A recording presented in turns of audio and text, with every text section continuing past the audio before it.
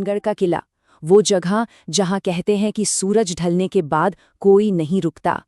लेकिन हाल ही में वहां कुछ ऐसा हुआ जिसने हमारी हर आधुनिक तकनीक को एक खुली चुनौती दे दी है।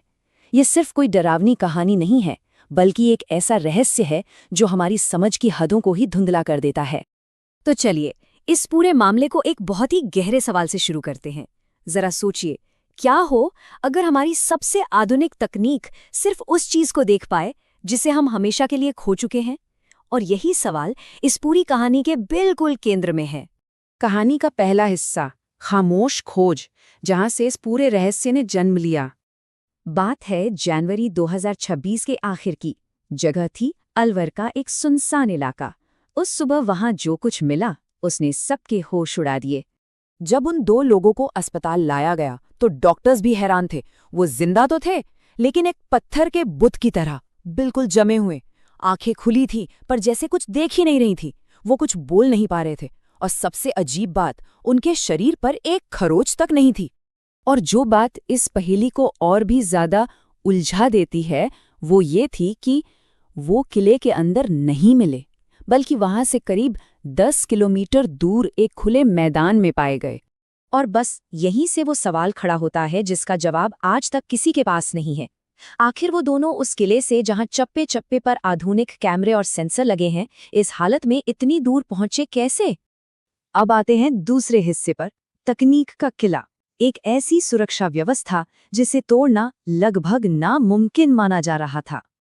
असल में ऐसी ही किसी घटना को रोकने के लिए 2026 में भानगढ़ की सुरक्षा को अभेद्य बना दिया गया था। हर कोने में थर्मल सेंसर लगा दिए गए जो किसी भी इंसान की मौजूदगी को पकड़ सकते थे। रात होते ही चारों तरफ तेज फ्लडलाइट्स चल उठती थीं, और पुलिस की गश्त भी पहले से कहीं ज्यादा बढ़ा दी गई थी।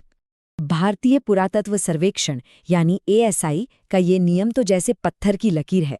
ये साफ साफ कहता है कि सूरज ढलने के बाद इस जगह रुकना मतलब मौत को दावत देना है। मतलब ये कोई छोटा मोटा बदलाव नहीं था। जहां पहले सिर्फ कुछ चेतावनी वाले बोर्ड और एक अकेला चौकीदार होता था, वहीं अब एक ऐसा हाईटेक सुरक्षा घेरा था जिसे भेद पाना लगभग नामुमकिन था। अब आते हैं कहानी के तीसरे हिस्से पर, तांत्रिक का श्राप।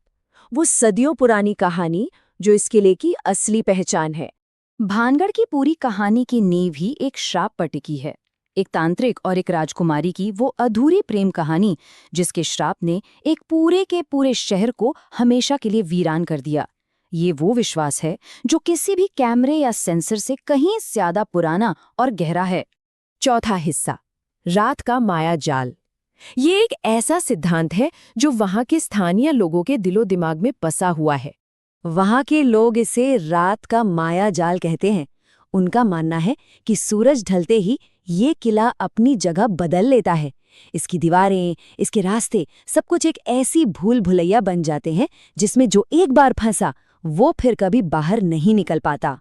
और बस यहीं आकर ये पूरा रहस्य दो दुनियाओं में बंट जाता है। एक तरफ विज्ञान है जो किसी जहरीली गैस या फिर गहरे मानसिक सदमे की बात करता है, और दूसरी तरफ वो गहरा विश्वास है जो कहता है कि यहाँ रात में जमीन बदल जाती है और कोई प्राचीन शक्ति जाग उठती है। और अब कहानी का पांचवा और अंतिम हिस्सा, अनुपस्थिति का निदान, जो इस पूरी कहानी का सबसे खौफनाक सच है। जो मेडिकल रिपोर्ट आई उसकी एक लाइन इस पूरी घटना की भयावहता बताने के लिए काफी है। रिपोर्ट में लिखा था, ऐसा लगता है जैसे बोलने की क्षमता को उनके दिमाग से हमेशा के लिए मिटा दिया गया हो। और यही इस कहानी का सबसे बड़ा विरोधाभास है।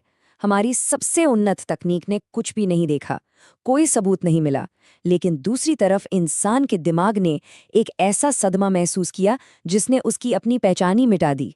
तो आखिर में बस एक ही सवाल बचता है, जिस जगह को हम अपनी तकनीक से सुरक्षित नहीं कर सकते, क्या हमें सिर्फ दूर से उस पर नजर रखनी चाहिए? ये सवाल हमें उस अनदेखी दुनिया के सामने ला खड़ा करता है जहां हमारी हर तकनीक बेबस नजर आती है।